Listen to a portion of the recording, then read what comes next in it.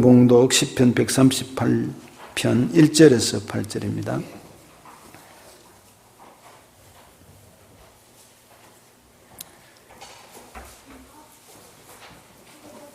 교독하겠습니다. 시편 138편 1절에서 8절. 내가 전심으로 주께 감사하며 신들 앞에서 주께 찬송하리이다. 내가 주의 성전을 향하여 예배하며 주의 인자심과 성실하심으로 말미암아 주의 이름에 감사하오리니 이는 주께서 주의 말씀을 주의 모든 이름보다 높게 하셨습니다. 내가 간구하는 날에 주께서 응답하시고 내 영혼에 힘을 주어 나를 강하게 하셨나이다. 여호와여, 세상의 모든 왕들이 주께 감사할 것은 그들이 주의 입의 말씀을 들음이며 그들이 여호와의 도를 노래할 것은 여호와의 영광이 크심이니이다. 여호와께서는 높이 계셔도 낮은 자를 굽어 살피시며 멀리서도 교만한 자를 아심이니이다. 내가 환난 중에 다닐지라도 주께서 나를 살아나게 하시고 주의 손을 펴사 내 원수들의 분노를 막으시며 주의 오른손이 나를 구원하시리이다. 여호와께서 나를 위하여 보상해 주시리이다. 여호와여, 주의 인자심이 영원하오니 주의 손으로 지으신 것을 버리지 마옵소서. 아멘. 이 시간 카리스 찬양대 찬양이 있겠습니다.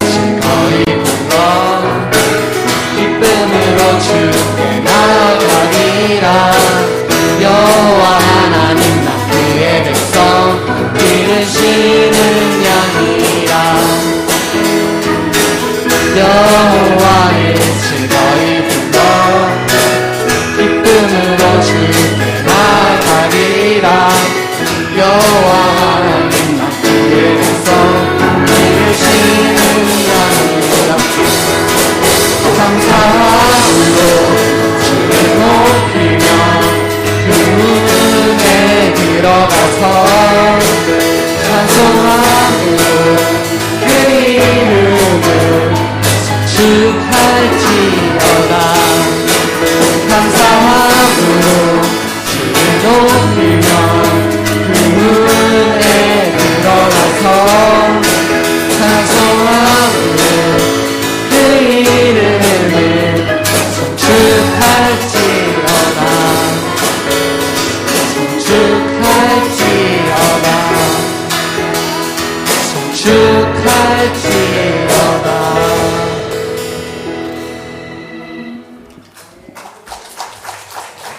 예, 우리 집 사람하고 전후좌우로 사랑합니다, 축복합니다, 감사합니다 한번 인사하겠습니다.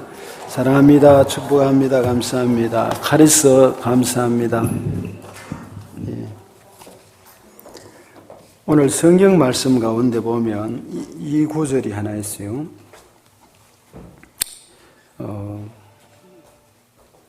6절 말씀에 보시면 138편 시편 여호와께서 높이 계셔도 낮은 자를 굽어 살피시고 멀리시도 교만한 자를 아심이니이다 그랬어요. 영상을 하나 보여드릴게요. 멀리 계시도 아시고 높이 계시도 하고 지극히 작은 깊은 곳에서도 다 찍어내시는 하나님. 한 여성이 잔디에 누웠어요. 잔디에 누웠는데 전체 만원경으로 저 우주 높은 곳에서 쫙 찍어 조명하고 다시 한번 그 눈동자 속에 들어가서 이 인체의 신비 쫙 비춰내는 영상인데 잠깐 한번 보시기를 바랍니다.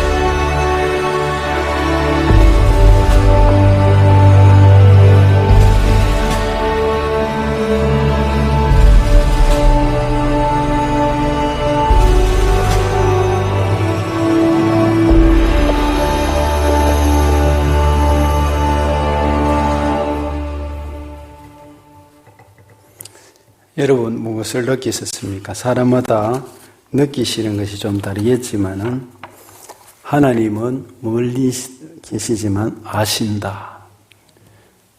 깊은 곳에 계셔도 아신다. 그러니 하나님 앞에 우리가 하나님 은혜 아니고는 살 수가 없습니다. 참 인간의 제가 잠깐 메모를 간단히 했는데 1mm 눈 속에 그리고 또 100나노 펩토미터 저까지 우주에도 마찬가지죠. 이 찍혔다는 것은 관찰하고 찍혀진 것이잖아요. 그렇다면 하나님은 멀리 계시는 것 같지만은 여기 계신다 이 말이죠. 이스라엘 백성들이 400여 년간 이집트에서 종살이 했을 때 모세를 보냈을 때 어떻게 했죠? 내가 보고 알고 듣고 그렇게 말씀을 하셨어요. 그렇다면 하나님 오늘 또 여러분의 우리의 고난과 역경과 어려움과 삶 속에서 아시고 보시고 들으시는 분이시라는 거죠. 이 과학도 믿는데 하나님께서 우리와 현존하시는 하나님 함께 하시고 동행하시고 주장하시는 그 하나님을 오늘 우리가 가슴에 담고 정말 하나님께 깊이 묵상하고 그리고 예배를 드리고 은혜 자리로 나아가야 될 줄 믿습니다. 제가 세척기 교회 근조기를 이번에 들렀어요. 우리 군사회에서 아주 힘써서 이 세척기를 하나 합시다 하고 자원해서 하신 것 같아요. 그래서 교회에서 근조기를 사달라고 해서 그럽시다 해서 교회에서 같이 샀어요. 샀는데 이제 아직 그 근조기는 한 5kW를 또 전기 시설을 해야 된답니다. 해야 돼서 그거는 다 준비는 됐는데 전기를 시설을 해야 되기 때문에 다음 주간에 하게 됩니다. 다른 것은 다 준비가 됐어요. 한 주간 만에 됐어요. 근데 처음에 이제 사람이 없으니까 도와준다고 우리가 김정은 집사님이 나오시고 이호열 장로님 이렇게 해서 했는데 제가 뒤에서 그 근조기를 좀 도와주면 무거워요, 굉장히. 여러분 들어가 보시면 알지만 정말 무거워요. 김 집사님은 힘이 있으니까 저 뒤에 들다가 앞에 들고 가는 그 실어온 사람이 놓는 것 같아. 놓으니까 뒤에 밑에 들었는데 손가락 여기 조금 찍혔어요. 찍혀가 지금 감아서 나왔는데 이게 찍혔는데 얼마나 아픈지 여러분 모르시는 모양이에요. 진짜 아팠어요. 그리고 이제 우리 집사님이 유수외과 가버려요. 유수외과 가보니까 그래 파상풍이 걱정되는 거 빨리 가버려요. 그냥 괜찮은 것 같은데 손톱이 괜찮으면 괜찮잖아요. 한 이틀 있다가 갔어요. 어떻게 왔습니까? 뭐 찍혔는데 우리 집사는 가보러 해서 왔습니다. 파상풍이 걱정됩니다. 그리고 맞으면 좋죠. 그럼 놔주세요. 돈이 35,000이 들어요. 파상풍이 보통 가면 약국에 이제 병원에 가면 몇천 원 안 들거든요. 그래 이제 그 한 대 맞았어요. 약을 또 한 이틀분 3일분인가 쥐어주더라고요. 그렇게 했는데 제가 이런 생각이 들었습니다. 찬송가에 보면 십자가를 질 수 있나 주가 물어보실 때 죽기까지 따르오리 저들 대답하셨다. 죽기까지 따르는 것은 큰일이고 이거 하나 찔리는데도 감당이 불감당이라서 주여 이거는 도저히 인간의 힘으로 안 됩니다. 이런 생각이 들었어요. 우리가 주님을 따르고 십자가를 지고 믿음 생활을 잘하겠다는 것이 사람의 생각이나 의지로 안 된다는 것을 다시 한번 확인합니다. 그럼 무엇으로 되느냐? 은혜입니다. 카리스 찬양단 이름 카리스 은혜입니다. 믿는 것도 은혜. 십자가도 하나님의 은혜로만 질 수 있고 감당해낼 수 있고 나아갈 수 있는 것이지 내가 말이 십자가 진다고 결단 각오한다고 되는 게 아니라는 사실입니다. 여러분 하나님께서 여러분에게 지금까지 지내오게 하시고 지켜주신 것도 은혜고 그렇다면 앞으로도 하나님 앞에 마음을 정말 사모하고 기도하면서 하나님 앞에 이 기도를 드릴 때에 하나님께서 정말 죽기까지 따라오기를 각오하고 나갈 때에 하나님께서 그런 숭배의 자리까지 가게 하실 줄 믿습니다. 제가 대구 올라올 때에 다른 지역에서 교회 일을 하다가 나의 달려갈 길과 주 예수께 받은 사람이 이 복음을 전하려 하면은 나의 생명을 조금 더 귀한 것으로 여기지 아니하노라는 이 말씀을 받았는데 이해가 안 됐어요. 그런데 이게 뭘까 계속 하는데 시간이 지나면서 개척하면서 지금까지 지내오는데 이것은 참으로 하나님의 은혜 아니고는 할 수 없겠다. 이런 마음이 쭉 들었어요. 우리 아까 참 광고가 하나 빠졌네요. 오늘 추수감사절 나중에 할 거죠. 어떻게 되면 이게 교회 소식은 나중에 아니에요. 본문 시편 148절에서 145편은요 다윗의 시입니다. 이 다윗의 시인데 다윗은 이때 20대에서 30대에 어떤 상황이었냐면 이스라엘의 초대 왕이었던 사울 왕이 되었는데 다윗이 지혜가 있고 골리앗을 쳐서 무너뜨리기 때문에 이게 다윗을 싫어했어요. 그래서 다윗을 죽이려고 했습니다. 군사들을 풀어가지고 온 산천의 이스라엘의 팔레스타인 땅에 완전히 다윗을 쫓아가서 잡아 죽이려고 했습니다. 사위를 삼았던 다윗인데 그러니 다윗은 그때부터 도망자가 되었습니다. 도망자가 되어서 다윗이 저 이스라엘의 저 팔레스타인의 이 발바닥이 닿지 않는 곳이 없습니다. 동굴이나 산이나 바위 밑이나 이곳저곳 할 것 없이 다 피해 다녔었어요. 그 고난의 행군이 그 다윗의 고난의 행군이 10년이었습니다. 그래서 마지막에 어떤 때는 이방 나라의 가드라는 곳에 가서 거기에서 아기스라는 가드 나라 아기스에게 갔어요. 근데 가는 때 어떻게 했느냐면 미친 채 했습니다. 침을 질질 흘리면서 골리앗을 쳐부순 이 다윗이 미친 채 하면서 정신 돌아온 사람처럼 침을 흘리고 하니까 이게 이제 아기스가 보니까 저 신하더라고. 좀 약간 같단 말이지. 그러면서 의심의 눈초리를 보는데 한번 생각해 보세요. 골리앗을 쳐부쉈고 그리고 용장이었던 다윗이 젊은 나이에 그런 모습으로 있다는 게 얼마나 비참하겠습니까, 여러분? 시편 그럼에도 불구하고 138편은 감사시입니다. 7절을 한번 다시 보세요. 내가 환난 중에 다닐지라도 주께서 나를 살아나게 하시고 주의 손을 펴사 내 원수들의 분노를 막으시며 주의 오른손이 나를 구원하시리이다. 환난 중에도 역경 중에도 살게 하시고 일으키시고 구원받게 하시는 분이 누구라고요? 여호와 하나님이시다. 이렇게 말씀했어요. 첫째는 다윗은 환난 중에도 하나님께 감사했다는 말입니다. 내가 전심으로 주께 감사하며 all이라는 영어에 나옵니다. 내가 온 마음으로 모든 것을 다해서 전심으로 신들 앞에서 주께 찬송하리다 했는데 이게 신들은 그런 신이 아니고 몇 가지 주석이 있습니다만은 엘로힘 하나님이란 뜻도 있고 또 하나님의 법궤 앞에서 또는 천사들 앞에서 왕들 앞에서 이방의 거짓 선지자 왕들 앞에서 이런 사람들 앞에 내가 하나님을 찬송하겠습니다. 이렇게 했어요. 뭐가 있는지 중요한 것은 하나님 앞에서 사람들 앞에서 이방 신상들 누구 어떤 하나님 모르는 사람들 앞에서도 하나님을 내가 찬양하는 삶을 살겠다는 것입니다. 여호와께만 마음을 다해서 감사와 찬송을 드리겠다는 것입니다. 1절에서 다윗의 신앙의 결단을 볼 수 있습니다. 환난 중에도 역경에도 불구하고 마음을 다하여 전심으로 주께 감사하고 주께 찬양을 하리이다 그랬습니다. 우한 코로나 바이러스 19가 이 팬데믹 현상이 전염병이 전국적으로 세계적으로 우리를 어렵게 금년에 했습니다. 지금도 거의 이 어려운 가운데 벗어나지를 못하고 있습니다.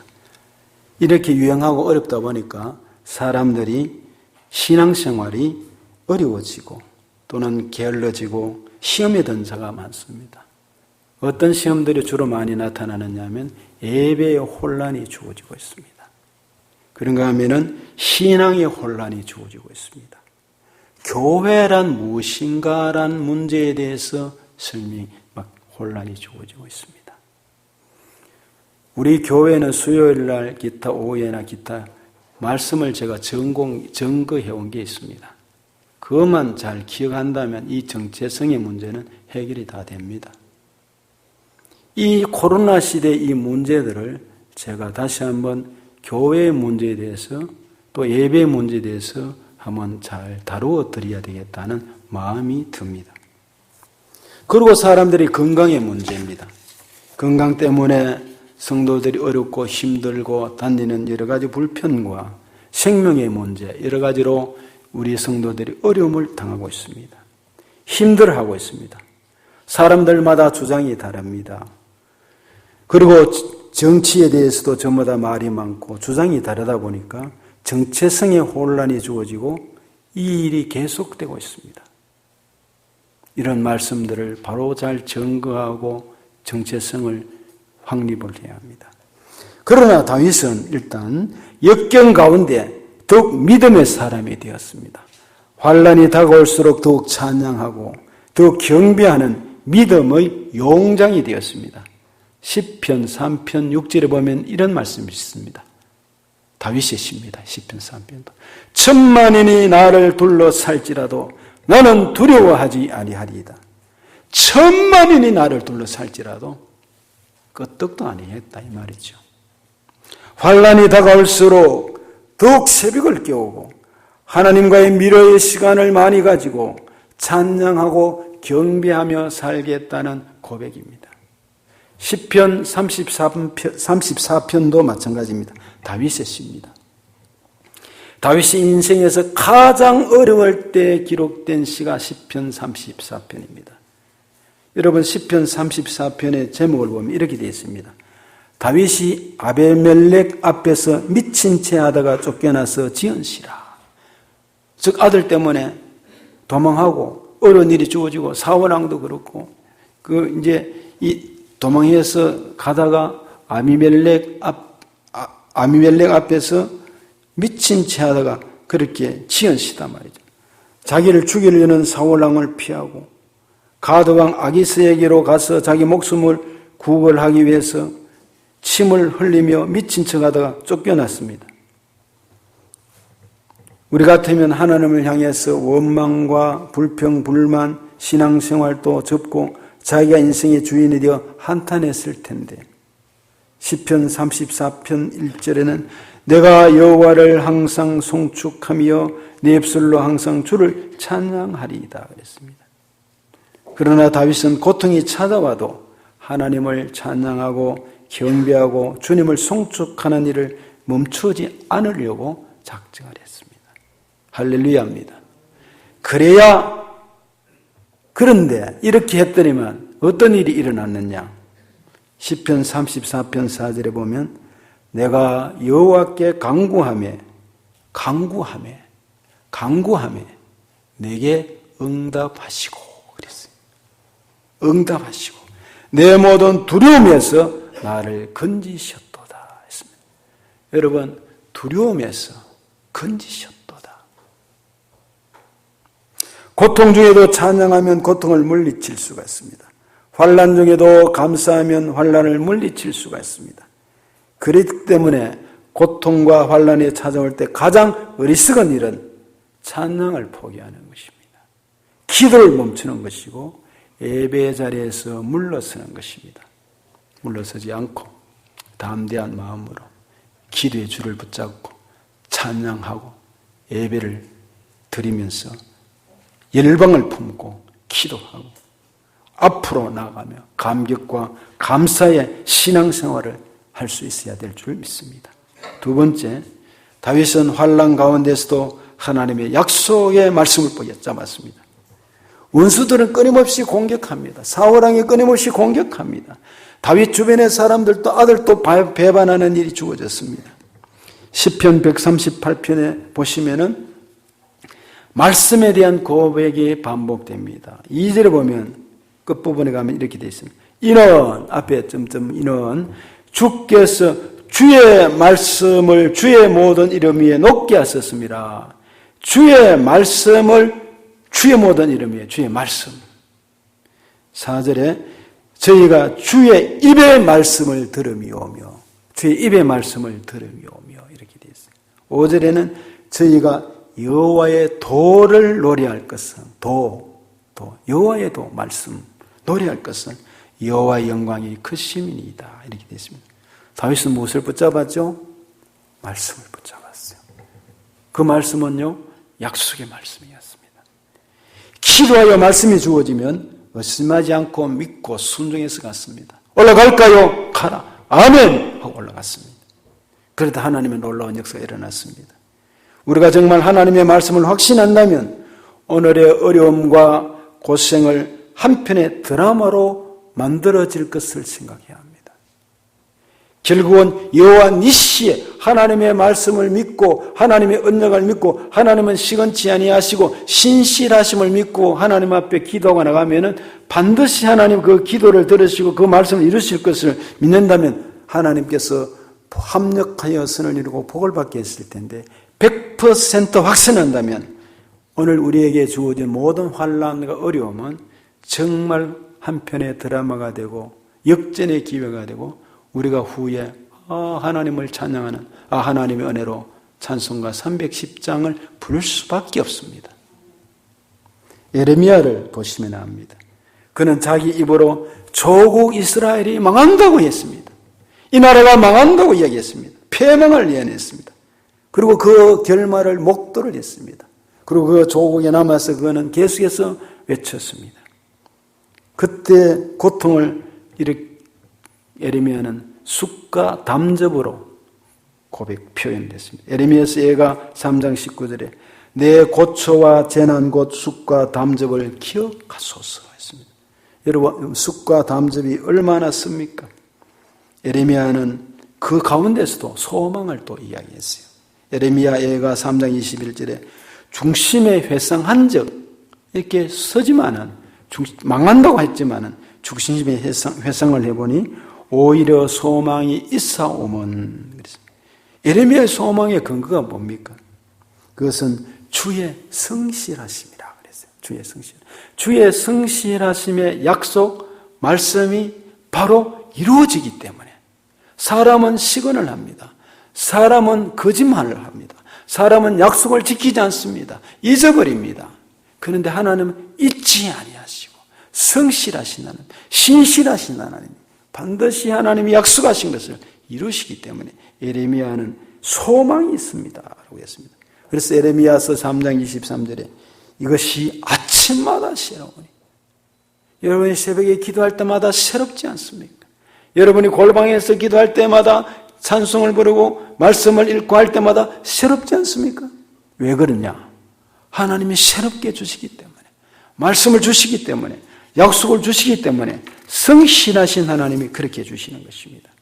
그렇습니다. 예레미야의 절망과 한숨과 낙심을 알기 때문에 뒤바뀐 것은 약속의 말씀에 대한 하나님의 성실하심입니다. 예레미야는 이렇게 고백합니다. 예레미야서 3장 26절에 사람이 여호와의 구원을 바라고 잠잠히 기다림이 좋도다. 할렐루야 합니다. 여러분 지금 잠잠히 좀 기다리십시오. 교회를 나라를 생각하면서도 잠잠히 기다리십시오. 하나님은 돌아가시지 않았습니다.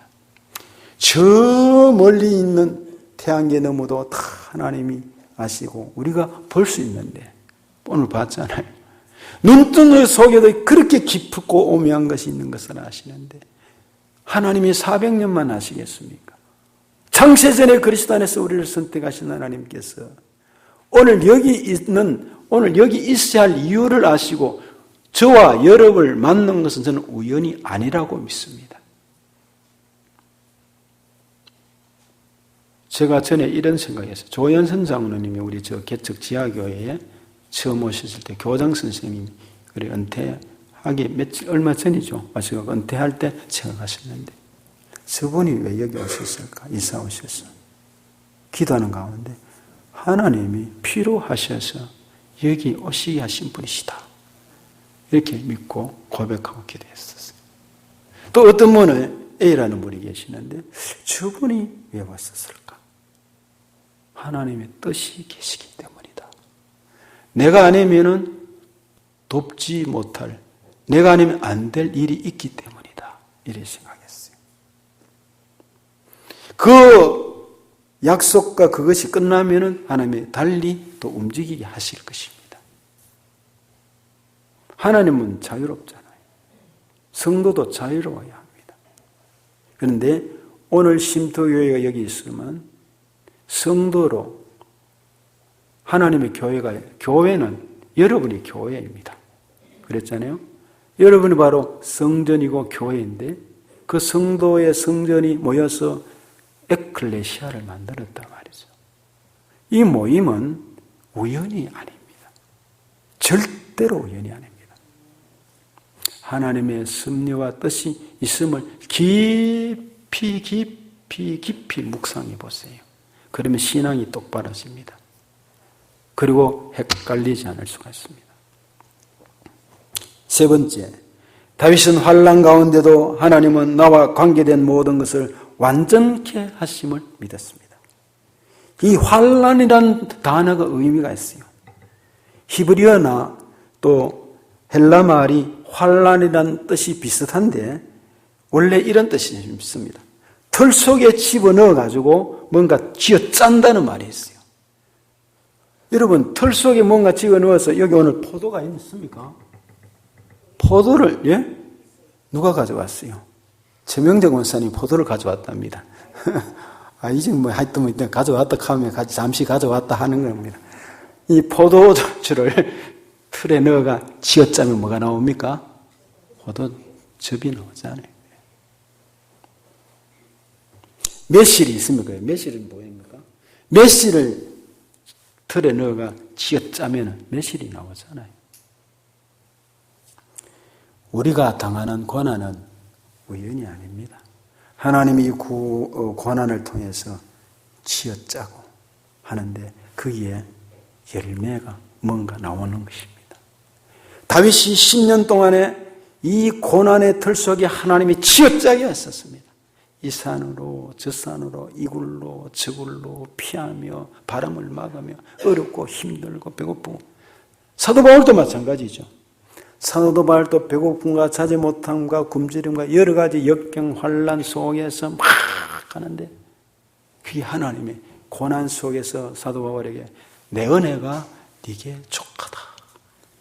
네가 약한 데서 강하여지며 환난 속에서 아픔 속에서 질병이 있어가지고 3번이나 이것이 치료되기를 바랬는데 특별 기도를 드렸는데 내 은혜가 네게 족하다. 네가 약한 데서 강하여집니다. 이게 쥐어짜는 하나님의 섭리의 뜻이 있는 것입니다. 여러분 8절 말씀을 다시 한번 보시기를 바랍니다. 138편 8절 말씀을 같이 한번 읽어보실까요? 여호와께서 나를 위하여 보상해 주시리이다. 여호와의 주의 인자심이 영원하오니 주의 손으로 지으실 것을 버리지 마옵소서. 여기에 고백을 봅니다. 여호와께서 나를 위하여 보상해 주시리이다. 개역 성경, 우리가 개역 개정을 읽었는데 전에 앞에 개역 성경이 이렇게 되어 있어요. 여호와께서 내게 관계된 것을 완전케 하실지라 이렇게 되어 있어요. 표준 세번역은 어떻게 되어 있느냐? 주께서 내게 세우신 목적을 이루어 주시나니 되어 있어요. 그럼 이걸 종합적으로 보면 이렇게 되어 있죠. 보상해 주신다, 완전케 해주신다, 목적을 이루신다 이런 말은 이 말 속에는 목적이 이루어지고 보상이 되고 완전케 되는 것은 뭐가 있어야 됩니까? 과정이 있어야 됩니다. 과정이 있어야 되는데 빌립보서 1장 6절의 사도 바울의 말씀을 빌려보면 이런 말씀이 있습니다. 너희 속에 착한 일을 시작하신 이가 그리스도 예수의 날까지 이루실 줄을 확신하노라. 할렐루야. 착한 일을 시작하시니까 지나다 보면 시험도 들고 교회도 떠날 수도 있고 때로 이런저런 아픔도 어려움도 겪기도 하지만은 시작하신 분이 하나님이 틀림이 없다면은 예수의 날까지 이루실 줄을 확신함이라. 팬데믹 현상, 하나님의 장중에 있습니다. 코로나19, 이 또한 지나가리라는 말이 구체적인 성경 구절이 없지만 그와 비슷한 내용이 많습니다. 이 또한 지나가고 합력하여 선을 이루고 하나님이 지금 새롭게 나타내고 있는 뜻이 지금 있습니다. 지금 하나님이 한국교회와 이 세계 속에서 나타내고 있는 뜻이 계신단 말이죠. 그 뜻을 이제 앞으로 선포를 해야 되는데 이 또한 지나가면서 하나님의 계획하심이 어긋나지 않고 원래 계획하신 대로 또 간섭하셔서 사람이 잘못하기 때문에 하나님이 짓짜는 것입니다. 서펄전 목사님 이야기를 잠시 한번 드리고 마무리를 하고자 합니다. 별빛을 주신 하나님께 감사하라. 그리하면 달빛을 주실 것이요. 달빛을 주신 하나님께 감사하라. 그리하면 햇빛을 주실 것이요. 햇빛을 주신 하나님께 감사하라. 그리면 햇빛이 필요 없는 영원한 하나님의 나라를 주실 것이다. 믿습니까? 서펄전 목사님 멋있는 말씀을 했습니다. 감사하는 생활은 우리들에게 베풀어 주신 하나님의 은혜를 잊지 않는 것입니다. 잊으면 안 되죠. 다윗은 시편 103편 2절에 그 모든 은택을 잊지 말지어다. 우리 남자들은 하나 좀 생각할 게 있어요. 아내에게, 여러분의 부인에게 생일이나 결혼식 날이나 이런 날을 잊지 말고 기념해 주는 것이 필요합니다. 잊었다는 건 사랑이 좀 식었다는 말과도 통합니다. 은택을 잊지 말지어다. 그것이 감사의 출발이고 사랑의 출발이라 할 수 있습니다. 그러나 감사 불감증 환자의 특징은 뭐냐? 건망증입니다. 잊어버립니다. 은혜를 받는 즉시 당시만 기억하고 금방 잊어버립니다. 이런 나쁜 것은 금방 잊으면 정말 좋겠죠. 그런데 나쁜 것은 금방 안 잊고 정말 사람들이 나쁜 것을 금방 잊어야 되는데 은혜를 금방 잊고 나쁜 것은 세계가 있단 말이죠. 이게. 그래서 부부가 싸움하면 그 벌써 남자들은 다 잊어버렸는데 또 그걸 끄집어내고 이런 일이 많지요. 웃는 분들은 전과자입니다. 시편 말씀을 기억하세요. 그래서 예루살렘의 시외버스 정거장에 큰 돌비가 서 있고 그게 히브리어로 이렇게 쓰여졌다고 예전에 한번 말씀을 드렸습니다. 잊지 말라라고 써놨어요. 시외버스 정거장에 돌에. 무슨 말이냐면 히틀러의 600만 살해 사건이 제2차 세계대전 때 일을 잊으면 또 일어나고 우리는 망할 수 있다. 그 말입니다. 그리고 역사를 기억해라 이 말입니다. 사랑하는 여러분, 감사절날 감사합시다. 감사절을 잊지 맙시다. 김상복 목사님 은퇴를 했습니다만 목회하실 때 어느 날 감사절날 교회 성도가 찾아와서 이렇게 뭔가를 드렸습니다. 감사하다면서 무엇을 들었냐면 여기 보시면 오늘 살단지에 살이 나오죠. 예쁘잖아요. 여기. 이 얘기하기를 목사님 저는요 하나님께 감사할 게 저 살알 만큼 많습니다. 그래서 이 살을 드렸습니다. 그랬어요. 여러분 살알 만큼 많습니다. 근데 알지 못하고 잊어버려서 그렇지. 곰곰이 따져보면 그 은혜가 크실 줄로 믿습니다. 이 시간 찬송을 같이 부르겠습니다.